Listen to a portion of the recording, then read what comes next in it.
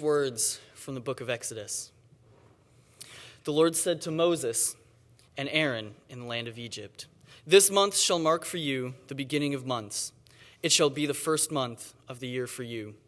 Tell the whole congregation of Israel that on the 10th of this month they are to take a lamb for each family, a lamb for each household. If a household is too small for a whole lamb, it shall join its closest neighbor in obtaining one. The lamb shall be divided in proportion to the number of people who eat of it. Your lamb shall be without blemish, a year-old male. You may take it from the sheep or from the goats. You shall keep it until the 14th day of this month. Then the whole assembled congregation of Israel shall slaughter it at twilight. They shall take some of the blood and put it on the 2 doorposts and the lintel of the houses in which they eat it. They shall eat the lamb that same night. They shall eat it roasted over the fire with unleavened bread and bitter herbs. Do not eat any of it raw or boiled in water, but roasted over the fire with its head, legs, and inner organs. You shall let none of it remain until the morning. Anything that remains until the morning you shall burn. This is how you shall eat it: your loins girded, your sandals on your feet, and your staff in your hand. And you shall eat it hurriedly. It is the Passover of the Lord. For I will pass through the land of Egypt that night, and I will strike down every firstborn in the land of Egypt, both human beings and animals. On all the gods of Egypt I will execute judgments. I am the Lord. The blood shall be a sign for you on the houses where you live. When I see the blood, I will pass over you, and no plague shall destroy you when I strike the land of Egypt. This day shall be a day of remembrance for you. You shall celebrate it as a festival to the Lord. Throughout your generations, you shall observe it as a perpetual ordinance."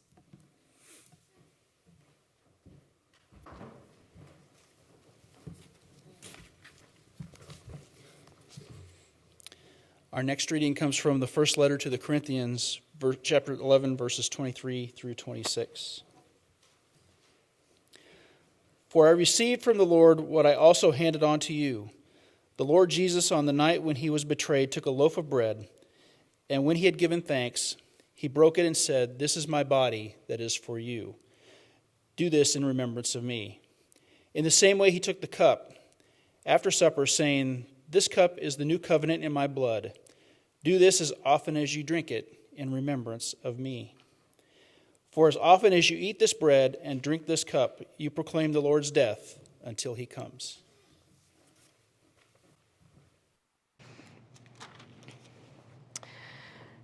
Hear these words from the Gospel of John, chapter 13.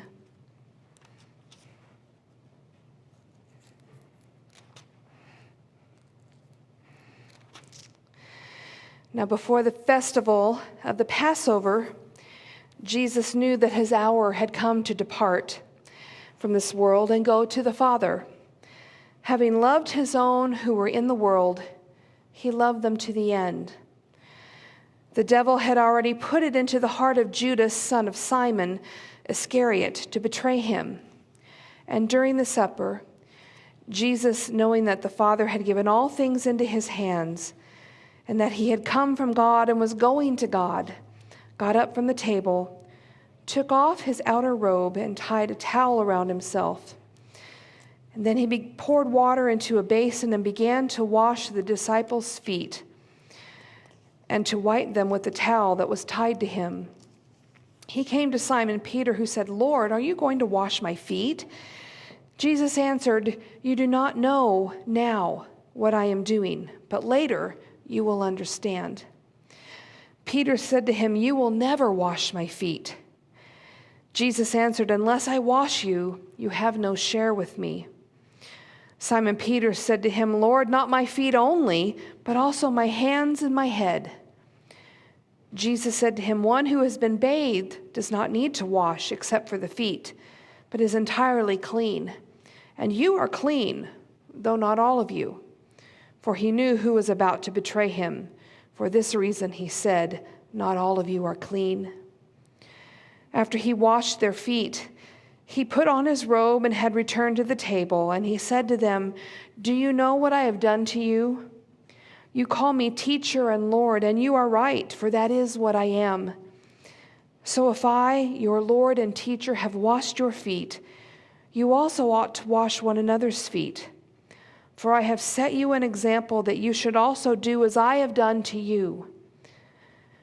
Very truly, I tell you, servants are not greater than their master, nor are messengers greater than the ones who sent them.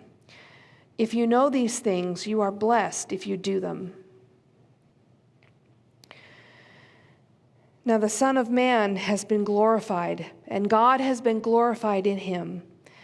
If God has been glorified in him, God will also glorify him in himself, and will glorify him at once. Little children, I am with you only a little longer. You will look for me. And as I said to the Jews, so now I say to you, where I am going, you cannot come. I give you a new commandment, that you love one another. Just as I have loved you, you should also love one another. By this, everyone will know that you are my disciples, if you have love for one another.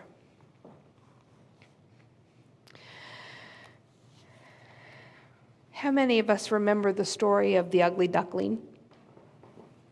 Yeah. This little bird who doesn't quite fit in with this flock of ducks that he's surrounded by. But eventually, in the watered-down version of the fairy tale, this little duckling finds his way to a flock of swans and is astonished to discover that he is as beautiful as they are. He looks just like them. This little ugly duckling has turned into this beautiful swan. We tend to like those kind of stories, don't we? You know, the rags to riches, where the ho-hum is transformed into the spectacular. Well, we like them so much that television producers have created entire shows around this premise. The idea of taking someone who doesn't show the most savvy of fashion sense and leads them through a metamorphosis that leaves them runway ready in 30 to 60 minutes. What not to wear, queer eye for the straight guy, style by jury, how do I look? These are just a few examples of television programs that teach ordinary people basic fashion sense. Like, it's not a good idea to wear colored undergarments under white pants, or white socks with black shoes. That one's specifically for a person, just one person in the congregation. But it teaches them basic fashion sense, and it transforms these ugly ducklings into beautiful swans. And oftentimes, the fashion victim doesn't even recognize that they need to change some things about their fashion, and they resist the advice of the experts, the fashionistas, by arguing with them, by being uncooperative, even storming out of the room. And that makes for good drama, right? But of course, by the end of the show, the duckling has become a swan, delighted with their new style and their new appearance, and sporting the best-looking, best-fitting clothes that are perfectly suited for their bodies. Which brings us to the fashion story in tonight's reading from John, and a question raised from this idea of Jesus changing his clothes in the middle of a dinner party. What should we be wearing as Christians? What befits us the best, and what befits us the least as followers of Christ? What looks awful, and what looks really good on us? On the last night of Jesus' life, he wore a loose-fitting outer garment. It's what all of the cool Arab people were wearing at the time. Anybody who was anybody had a cool outer garment. It was functional, yet it was dressy enough for a dinner party. But when it came time to teach and to serve his disciples, Jesus took that fashionable tunic off, and he wrapped a towel around his waist, and he got to work. The towel was more fitting for the task of serving. It was more well matched to cleaning feet. Well, what does the well-dressed Christian avoid wearing today? Now, please don't start looking around to see what your neighbors are wearing and rendering a judgment on whether it's fashionable or not. That's not what I mean. It was Mark Twain that said, "Clothes make the man." But our outer garments aren't of interest to God. Instead, God is more concerned about how our inner person is clothed. So how should we dress our inner selves? What should we gravitate to and what should we avoid? Paul gives us the answer in his letter to the Colossians. As God's chosen ones, holy and beloved, clothe yourselves with compassion, kindness, humility, meekness, and patience. Bear with one another, and if anyone has a complaint against another, forgive each other. Just as the Lord has forgiven you, so you also must forgive. Everyone looks great when they're wearing compassion and kindness and humility and meekness and patience and forgiveness. Those are the items that no closet should be without. And they should be the clothes that you wear every day. But Paul also tells us what doesn't look good on us, and he doesn't pull any punches. Put to death, therefore, whatever in you is earthly: fornication, impurity, passion, evil desire, and greed, which is idolatry. These are the ways you also once followed when you were living that life. But now you must get rid of all such things: anger, wrath, malice, slander, and abusive language from your mouth. Do not lie to one another, seeing that you have stripped off the old self with its practices and have clothed yourselves with the new self, which is being renewed in the knowledge according to the image of its creator. In that renewal, there is no longer Greek and Jew, circumcised and uncircumcised, barbarian, Scythian, slave and free, but Christ is all and in all. Paul's invitation is to imagine yourself standing in front of your closet, your inner clothing closet, just as it is right now, and survey your wardrobe. If you find anything on that list, impurity, greed, anger, malice, abusive language, lying, you should get rid of it, because it's totally unsuitable for a follower of Christ. And it looks bad on everybody, so don't even donate it. Just throw it away. But Jesus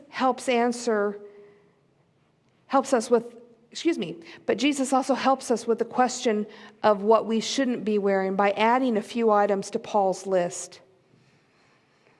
In this scene in the upper room, as he's washing his disciples' feet, they're resistant for any number of different reasons. But by insisting that he wash their feet, Jesus teaches them that pride, arrogance, and defilement are also things that we should avoid wearing. Instead, he shows that humility, to serve rather than be served, and cleansing are the virtues that Christians should aspire to. He taught this to his disciples in that private moment in the upper room before a meal. And he modeled it publicly a few hours later when he was nailed to a cross. There's one additional item that Paul mentions in his letter. He says, above all, clothe yourselves with love, which binds everything together in perfect harmony. He was echoing the words that Jesus told his disciples. I give you a new commandment, that you love one another. Just as I have loved you, you also should love one another. And by this, everyone will know that you are my disciples, if you love one another. Now, Jesus understood that if his disciples did not love each other, it was not likely that they would be able to love anyone else, and that the world would draw a conclusion that the disciples couldn't have any knowledge of Jesus Christ. If you really know Jesus, why aren't you more loving?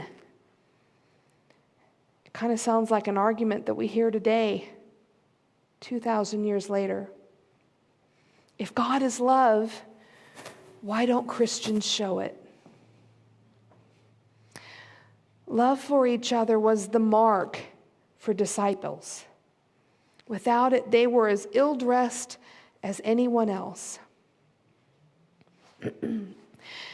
Vince Lombardi was once asked what it took to make a winning team, and he said there were 3 things.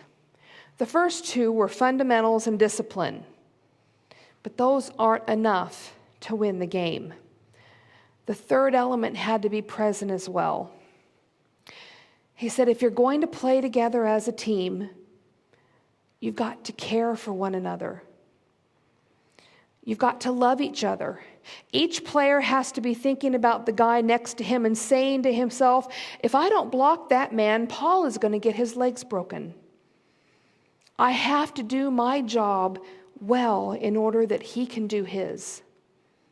The difference between mediocrity and greatness is the feeling that these guys have for each other. Now, granted, no one's going to be secretly filming our ill-fitting life. No one's going to barge in on us on national TV to expose the ugly duckling aspects of our lives.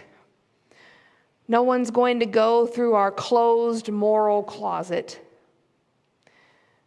But we do need to understand the world is watching. Our friends are noticing. Our neighbors are observing us. Not to speak to the fact that there are no secrets that are hidden from God. To finish Mark Twain's quote, clothes make the man. Naked people have little influence on the world. Neither do Christians who are wearing the wrong clothes. So next time you go to your closet, be intentional about what you pull out to wear.